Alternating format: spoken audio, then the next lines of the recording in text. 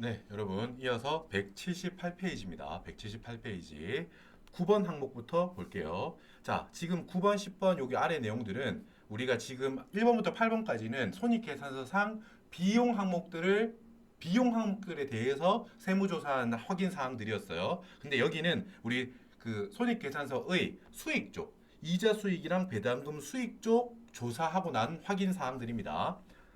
9번 이자 수익은 사업 운용자금의 일시적 예금이자 1,300만 원과 외상 매출금 회수 지연에 따른 연체이자 200만 원이 이렇게 포함되어 있단 말이에요. 이자 수익은 이렇게 구성되어 있다라는 건데, 자 확인해 볼게요. 자 일단 사업 운용 자금의 일시적 예금이자 1,300만 원. 여러분 예금 이자죠. 그 원천이 내가 사업에서 번 돈을 은행에 넣었어요. 여러분 그렇다고 거기에 관해서 이자가 생겼다고 해봐요. 다시 한번 내가 사업을 통해서 매출이 일어났고 번 돈이 있잖아요. 그 번 돈을 은행에 예금해 놨어요. 이자가 나오죠. 여러분 그럼 그게 무슨 소득이에요? 원천이 사업 소득에 관련해서 생긴 거니까 사업 소득인가요? 아니에요. 그죠? 그 원천이 무엇이든, 그지? 그 원천이 무엇이든 내가 사업에서 그 돈을 번 거를 예금했든 어떤 돈이든 예금하고 그 예금에 대한 대가로 돈을 받았죠? 그럼 그게 뭐예요? 이자 소득이에요. 그러니까 이게 제가 앞에서 왜 이렇게 막 이렇게 했냐면 그럴싸하잖아요. 사업 운용 자금을 일시적으로 그냥 은행에 두고 받은 거니까 이거 사업 소득이야 라고 속으면 안 돼요. 그런 거 없어요. 그 원천이 사업 운용 자금을 은행에 넣어놨든 어떤 돈이든 내가 예금했잖아요. 예금하고 나서 은행으로부터 받았죠? 그럼 이자 소득이야, 이자 소득. 맞죠? 괜히 헷갈리지 마세요, 여러분. 그렇기 때문에 사업 소득에 들어가 있으면 안 되는 거예요, 이게. 지금 여러분 이 일시적 예금 이자 1,300만 원이 결과적으로 어떻게 들어가 있다는 거예요? 손익계산서 잠깐 볼게요. 풀이할 때는 뭐 안 가셔도 되지만 이제 공부하는 단계니까요. 자, 손익계산서 있죠? 손익계산서에서 영업의 수익 중에서 이자 수익이 1,500만 원이 있는데 이 중에서 1,300만 원은 방금 보고 왔듯이 사업 운용 자금을 일시적으로 은행에 예금하고 그거에 대한 대가로 1,300만 원을 받은 거잖아요. 근데 여러분 이게 결과적으로 어디에 흘러 들어가고 있어요, 지금 이게. 이 1,300만 원이 어디에 흘러 들어가 있죠? 여기 당기 순이익에 묻어 들어가 있죠, 지금. 맞죠? 영업 외수익이라고 해서 돈을 우리가 장사해서 번 건 아니지만 영업 외적으로 벌어들인 게 이자 수익이 있어요라고 해서 어떻게 1,300만 원이 지금 그대로 뒀으니까 어떻게 여기 들어가 있죠. 당기 순이익에 흘러 들어가 있죠. 이대로 만약에 두면 어떻게 돼요? 이 1,300만 원이 이대로 두면 사업소득으로 과세되는 결과가 되죠. 우리는 어떻게 해야겠어요? 이 이자 수익을 이자 소득으로서 과세해야 될 거 아닙니까? 이자 소득으로서. 그렇기 때문에 이거를 뒤로 가서 일단 당기 순이익에서 너 나와봐. 너 과세하긴 할 건데 사업소득으로 과세될 거 아니거든 너는? 너 나와. 너 이따가 이자 소득에서 거기서 과세할 거니까 일단 사업소득에서 나오세요 이거예요. 총수익 금액 불산입한다고요. 여러분 착각하면 안 돼요. 1,300만 원 왜 과세 안 하지? 과세해요. 뭐로? 이자 소득으로 과세할 거예요. 이자 소득으로. 사업 소득에 있지 마. 너 그 자리 아니야. 너 나와 이거예요. 이해되시죠? 그래서 뒤에 파란색 총 수익 금액 불산입, 필요금액 산입 이거 둘 다 여러분 차감 조정이죠? 단기 순이익에 미치는 이펙트가 마이너스 효과잖아요. 그래서 뭡니까? 굳이 한번 써주자면 총 수익 금액에서 빠져. 총 수익 금액 불산입할 거야. 이자 수익 뭐 1,300만 원. 됐죠? 이렇게 푸는 거예요. 다시 앞으로 와서 이번에는 오른쪽에 뭐가 있나요, 여러분? 외상 매출금이 늦어져서 받은 거 200만 원이에요. 여러분 뭐라고요? 이거는 설명 잠깐 드려볼게요. 내가 상대방한테 물건을 팔았어요. 그래서 받기로 했어 얼마를. 예를 들면 5천만 원을 받기로 했어. 근데 다음 달 15일까지 5천만 원 주기로 했어요. 나한테 매출 채권이 있는 거죠. 그래서 내가 다음 달 15일이 다가와요. 그래서 야 그날 다가온다. 곧 5월 15일 되니까 5천만 원 입금할 준비해라 했는데 그 친구가 연락을 한대요. 그래서 상대방이 미안한데 내가 지금 자금 여력이 별로 안 좋아. 죄송합니다. 좀 밀어주실 수 있나요? 한 달만 좀 밀어주세요. 그러면은 안 돼라고 하고 싶지만 여러분 우리 항상 거래 관계고 그죠? 아예 못 받은 것보다 지금 5천만 원 아니면 난 안 돼. 라고 하다가 아예 못 받을 수 있기 때문에 그럴 수도 있잖아요. 그래 한 달 늦게 해줄 테 그 대신 너 나한테 돈 좀 더 줘라고 할 수 있겠죠. 그죠? 그러니까 한 달 밀어줄 테니까 5천만 원에다가 200만 원을 더 붙여서 줘. 라면 상대방도 알겠습니다. 밀어주셨으니까 감사합니다. 제가 한 달 더 밀어주신 거에 대한 감사함으로 200만 원을 더 드릴게요. 라는 거예요. 여러분 그게 뭐예요? 그게 딱 이거예요. 외술 매출금을 내가 회수하는 게 늦어졌죠? 그거에 대한 대가로서 내가 200만 원을 추가로 더 받았다는 거예요. 외상 매출금을 받는 게 늦어져 가지고 상대방이 미안하다 이거 이자 명목으로 200만 원 더 줄게라고 명목으로는 이자인 거예요. 이자. 명목은 이자인 거예요. 그치? 물건 팔고 정확하게 받는 건 사실 5천만 원인데 그게 늦어져서 200만 원을 내가 더 받게 된 거잖아요. 이거는 뭐다 여러분? 명칭은 이자지만 사업소득으로 봐요. 여기에 대해 해설 밑에 있습니다 여러분. 1번 외상 매출금을 내가 더 늦게 받아줄게. 그 대신 그거에 대한 대가로 나 돈 좀 더 줘라고 해서 받는 거는 명칭은 이자라고 들어있어요. 명칭에는 이자라는 표현이 있지만 이자 수익이 아니고 뭘로 한다? 이거는 사업과 관련된 이득으로 봐서 사업소득으로 분류하는 거예요. 기본적으로. 아셨죠? 이건 조금 더 따라오셔야 돼요 여러분. 계속 논리를 계속 따라오셔야 돼요. 아 그래 그거 돈을 빌려준 거 아니잖아요. 내가 사업으로 새우깡을 팔고 받아야 될 돈을 좀 늦게 받는 대가로서 200만 원을 더 받는 거니까 아무리 이름에 이자라고 붙어 있다고 하더라도 그거는 뭐다? 사업소득이에요. 여기까지 일단 매짐을 합시다. 됐죠? 자 여러분 이 경우 말고 여러분 이 경우를 생각해 볼게요. 똑같은 경우인데 내가 상대방한테 새우깡을 5천만 원치 팔고 똑같이 5월 15일에 5천만 원 받기로 했어요. 근데 내가 5월 한 10일쯤에 확인 전화를 하는 거예요. 똑같이. 구매자야. 너 그때 나한테 그 새우깡 사간 거 돈 줄 거 곧 다가온다. 그 날짜. 약속 날짜 다가온다. 라고 했는데 상대방이 똑같이 말하는 거예요. 너무 어려워요. 좀 밀어주세요. 라고 했는데 내가 이렇게 하는 거예요. 그래? 알았어. 밀어줄게. 인데 야 그러면은 이거를 내가 너한테 새우깡 판 그거잖아. 나한테 매출 채권이 있는 거잖아요. 그죠? 근데 이거를 아예 내가 너한테 돈을 빌려준 걸로 바꾸자. 그래서 그거에 대한 이자로서 네가 200만 원을 그러면 한 달 뒤에 더 줘. 혹은 두 달 뒤에 더 줘. 이렇게. 이거는 뭐냐 하면 여러분 똑같은 상황인데 뭐만 달라졌어요? 매출 채권을 아예 내 입장에서 내가 갖고 있는 매출 채권이라는 자산을 뭐로 바꿔버린 거죠? 돈을 빌려준 걸로 바꿔버렸다. 돈을 빌려주면 오히려 매출 채권이라고 안 부르고 뭐라고 불러요? 대여금이 된 게 대여금. 내가 누군가한테 빌려주고 받을 권리가 있다. 그걸 뭐라고 불러요? 회계상. 대여금.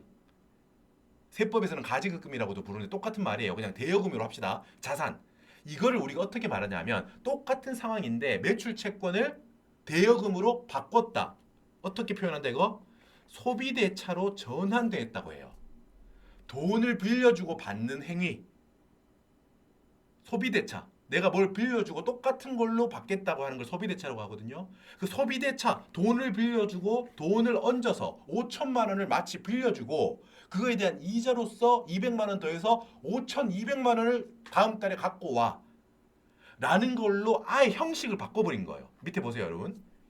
2번인 경우에요. 다만 원래 여러분 매출 채권 받을 거를 밀어주고 받는 200만 원은 기본적으로는 사업에 관한 거니까 아까 말했던 것처럼 사업소득이에요. 그 200만 원도. 근데 만약에 야 네가 그렇게 자금 사정이 안 좋으면 아예 우리 협의를 새로 하자. 그래서 지금 내가 갖고 있는 외상 매출 채권, 외상 매출금을 내가 너한테 애초에 돈을 빌려준 걸로 바꾸자.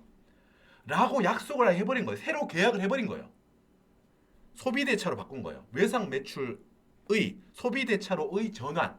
외상 매출이 뭘로 바뀐 거다? 돈을 빌려준 거로 바꾼 걸로 하자 이 말이에요. 약속한 거예요 그냥. 돈을 빌려주고 돈을 나중에 이자 더해서 받는 걸로 바꾼 거예요. 그렇다면 여러분 이때 받는 연장 이자는 내가 상대방한테 돈을 빌려주고 받는 거죠. 이거 뭔데요 그러면? 이자 소득이 되는 거예요. 이게 뭐예요? 비영업 대금의 이익으로 보는 거예요. 자 여러분 그거 아시죠? 무슨 말이다? 내가 돈을 빌려주는 행위를 업으로 하는 데가 있어요 여러분. 금융업 이런 거 한다고요. 내가 돈놀이 하는 거죠. 내가 그거를 업으로 하고 있다면 그거는 영업이니까 그거는 사업소득이에요. 근데 지금 그거 아니잖아요. 내가 새우깡을 파는 걸 내 업이 그게 내 업이에요. 근데 그거하고 상관없이 제가 지금 내가 업으로 하는 건 아니에요. 대출업을 업으로 하는 게 아니라고 영업으로 하진 않지만 그냥 누군가한테 돈을 빌려주고 이득을 받죠. 우리 그걸 뭐라고 불러요? 그렇죠. 비영업 대금의 이익이에요.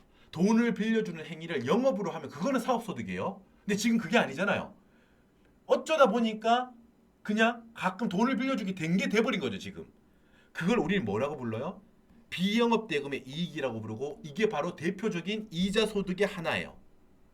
은행으로부터 받는 예금하고 받는 예금 이자도 당연히 이자 소득이고 그게 아니라 누군가한테 영업으로 빌려주는 건 아니지만 비영업적으로 빌려주고 그거에 대해서 이득을 보죠 지금 200만 원만큼. 그거는 뭐다? 그것도 이자 소득의 일종이라고요. 됐죠? 경우가 나뉘어집니다.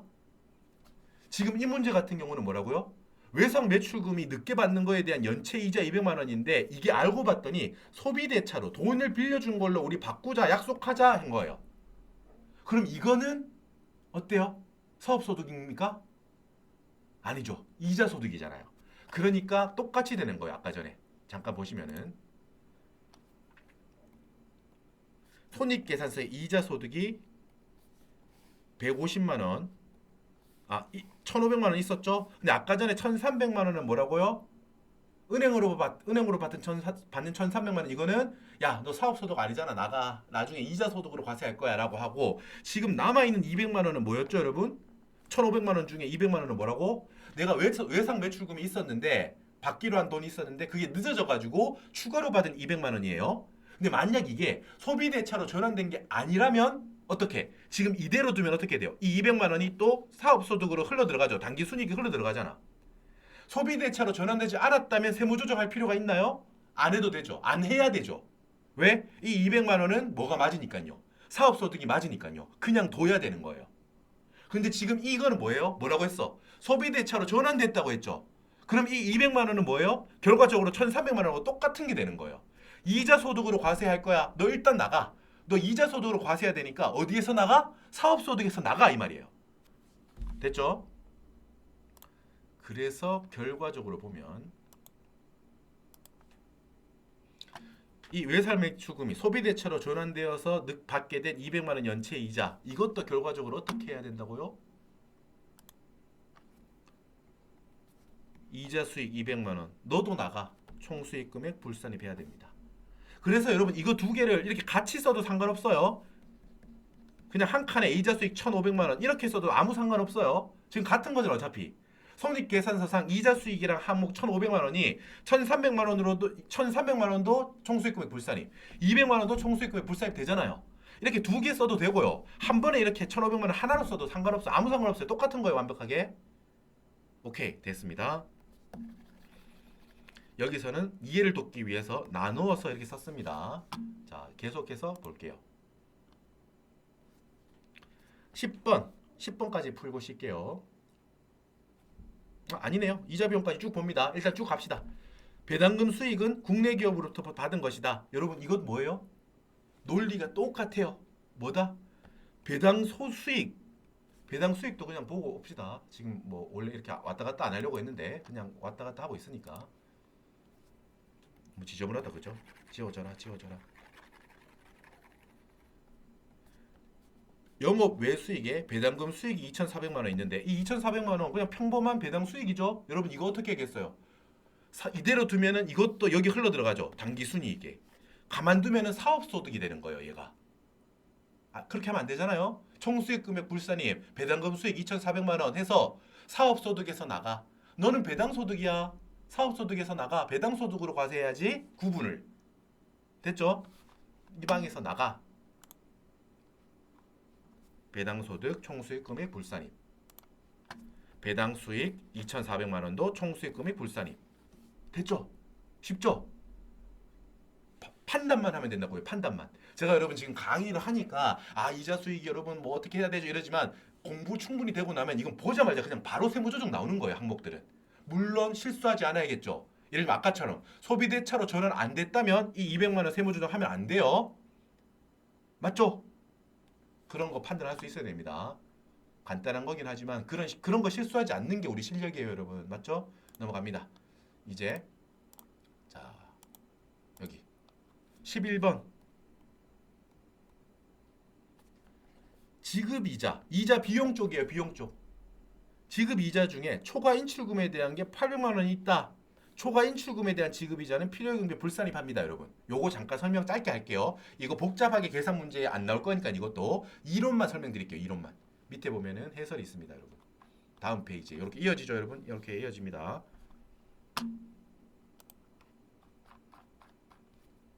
자, 법인세법에서는 어차피 우린 다 법인세까지 알아야 되니까 내용을 같이 알고 있으면 좋겠죠.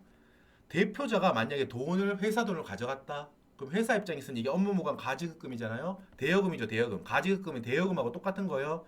회계상 대여금, 빌려주고 나서 받을 권리인 대여금을 세법에서는 약간 예스런 표현인 가지급금이라는 표현을 아직까지 쓰는 거예요. 똑같습니다. 대여금. 업무무관 가지급금이 있다면 그거는 지급이자 필요금의 불산입에 제재를 가하죠. 근데 소득세법에서는 대표자가 가져간 돈에 대해서 기본적으로 제재하지 않아요. 왜냐하면 소득세법, 제가 편의점 사장님이라고 해봐요. 그 돈을 어차피 거기에 대한 모든 거는 이 사장님 거예요. 그래서 돈통에서 우리 금전 인출기에서 내가 얼마를 가져가든 사실 자기 거를 자기가 가져가는 거기 때문에 가져갔다는 사실만으로 뭔가 제재하는 건 아니에요. 소득세법에서는. 법인세법에서는 여러분, 법인 대표가 출근하면서 격리팀에 가서 돈통 열어서 가져가면 그건 횡령이잖아요. 횡령. 맞죠? 근데 돈을 그냥 가져간 건 아니지만 격리 부장이 어쩔 수 없이 회사 대표에 대해서 돈을 빌려줬다. 그거는 제재하는 거잖아요. 이게 업무무관 가지급금이. 근데 소득세법에서는 편의점 돈을 가져갔다는 그 사실만으로 뭔가 제재하진 않아요. 하지만 인출이 너무 과다하게 되면 이건 결과적으로 자본 잠식이 일어나 있는 상황인데 돈을 가져갔다. 그거는 결과적으로 돈을 빌려 쓰는 거에 대해서 국가가 지원하는 거하고 결과적으로 똑같아지기 때문에 과한 경우에는 초과 인출금이 생겼다. 그럼 초과 인출금에 대한 지급이자는 필요경비 불산입합니다. 인출금이 있다고 해서 무조건 필요경비 불산입하는 게 아니고요. 자산을 초과하는 부채가 생겼다면은 초과한 인출금에 해당하는 부분에 대해서는 그 지급이자를 필요경비 불산입한다. 가사 관련 경비로 봐서 집에 갖다 쓴 걸로 지금 보겠다는 거예요. 이거 됐죠? 그래서 초과 인출금이란 예를 들면 이런 겁니다. 편의점에 자산이 70원이에요. 근데 부채가 100원이라고요. 은행으로부터 100원을 빌려와서 편의점 냉장고라는 자산을 쓰는데 70원 쓰고 그 상황이면은 세법은 어떻게 보겠다? 지금 여러분 빌려와서 70원은 자산으로 쓰고 30원은 개인적으로 쓴 걸로 보겠다라는 거예요. 실제로는 그렇지 않다고 하더라도 초과 인출 상태가 발생하면 이거는 자본 잠식된 거니까 제재를 해야겠다고 보는 겁니다. 이론적으로. 그래서 이 부채 100원에 대한 이자 비용이 있을 거 아니에요? 은행에 이 부채 100원에 대한 이자 비용을 낼 거 아니에요. 근데 이 이자 비용에 대해서 전부 다 만약에 필요경비로 인정해줬다. 그러면 결과적으로 보면은 개인적으로 이 사람이 개인적으로 쓴 30원에 대해서 필요경비로 인정해 주는 결과가 되어버려. 그렇기 때문에 어떻게 한다? 초과 인출에 대한 필요경비는 불산입하겠다 이 말이에요. 초과 인출에 해당하는 부채에 대한 이자 비용은 필요경비 불산입하겠다 이 말이라고요. 여러분 제가 지금 좀 약간 깊이 있게 들어왔는데 이거 계산하고 이런 것까지 들어가면 너무너무 복잡해져요. 근데 소득세법에서는 법인세법하고 하고 다르게 강론 단계에서 주관식에서 이렇게까지 깊이 있게 뭔가 초과 인출금을 계산하고 이렇게까지 묻지 않을 겁니다. 그래서 판단을 하는 거예요. 판단.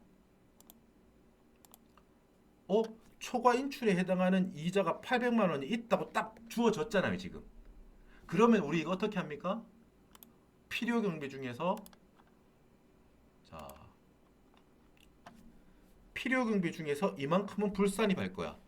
이자 비용 전체 중에서 초과 인출금에 해당하는 지급이자는 필요경비 불산입할 거예요. 800만 원 가산 조정. 여러분 어렵지 않죠? 그죠? 여러분 사실 초과 인출금도 계산을 만약에 법인세 단계까지 어렵게 내려고 하면 주제가 큰 주제가 하나가 돼 버려요. 근데 지금까지 기출된 거를 봤을 때는 그렇게 나오지는 않는 것 같으니까 초과 인출됐다는 것만 확인하고요. 초과 인출금에 관련한 지급이자다. 아, 그거는 필요금의 불산입이구나 라고만 판단하면 될 것 같아요. 지금까지는.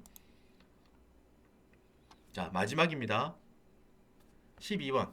지급이자 이자 비용 중에서 채권자 부분명 지급이자가 500만 원 있네요. 이것도 여러분 필요금이 불산입 한다는 것만 판단하면 될 거예요. 이거는 법인세하고 동일합니다. 법인세 지급이자 송금 불산입할 때 제일 1순위가 뭐예요? 채권자 불분명 차입금에 대한 이자잖아요. 그죠? 그거 필요금이 불산입, 송금 불산입 1순위잖아요. 1순위 지급이자 송금 불산입 중에 똑같다는 거예요. 채권자가 불분명한 차입금은 경비로 인정하지 않을 거야. 필요경비 불산입, 채권자 부분명 이자 비용, 뭐 이자 500만 원 이렇게. 됐죠? 여러분 이렇게까지 하면 지금 우리 자료를 다 본 거예요. 그죠? 12번이 우리 자료 3번 마지막이에요. 마지막. 이제 물음 1번이 다 푼 거예요. 우리 풀어볼게요. 이제 답안 서식만 정리하면 돼요. 자, 답안 서식 제가 지금까지 오면서 왼쪽에 가산 조정, 오른쪽에 차감 조정 다 적었죠? 이렇게 적고 나서 이제 답안 마무리. 잊지 말자. 뭐 잊지 말라고요? 여러분 절대 잊으시면 안 돼요. 합계 적는 거 잊지 마세요. 가산 조정의 합계 1억 7,470만 원. 차감 조정의 합계 3,900만 원.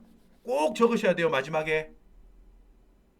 이걸 적고 나서 서식. 이제 뭐가 완성된 거예요? 소득금액 조정 합계표라는 서식이 완성된 거예요. 이제 이게 완성됐으니까 우리는 뭘 쓸 수 있는 거예요? 이 합계를 갖다 써서 조정 계산서를 이제 완성하는 겁니다. 조정 계산서를 자 뒷페이지 조정 계산서로 가산 조정의 합계는 초록이 내려갑니다.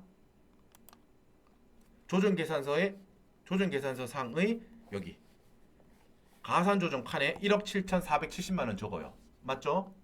차감 조정 합계 파랑이들을 쭉 갖고 와서 다음 페이지의 조정 계산서 상의 차감 조정 칸에 적어요. 자, 이제 조정 계산서 아까 전에 처음에 이거 절대 잊으시면 안 돼요. 당기 순이익 9,600만 원, 손익 계산서 제일 밑에 있는 거 이거 꼭 당연히 잊으시면 안 되겠죠? 맞죠? 그럼 9,600만 원에서 시작합니다. 가산 조정 더하기 1억 7,470만 원 빼기 3,900만 원 하면 뭐가 돼요? 정확한 소득 금액인 2억 3,170만 원을 우리는 찾아낸 거죠. 오케이, 됐습니다. 자, 여러분 이렇게 해서 물음 1번이 끝나는 거예요. 그죠? 이제 이어서 물음 2번으로 넘어갈 거예요. 이제 소득공제, 세액공제 쪽으로 넘어가시면 돼요. 잘 따라오셨습니다, 여러분. 고생 많으셨습니다. 잠깐 쉬셨다가 이제 물음 2번 또 힘차게 해보겠습니다. 쉬시겠습니다. 고생하셨어요.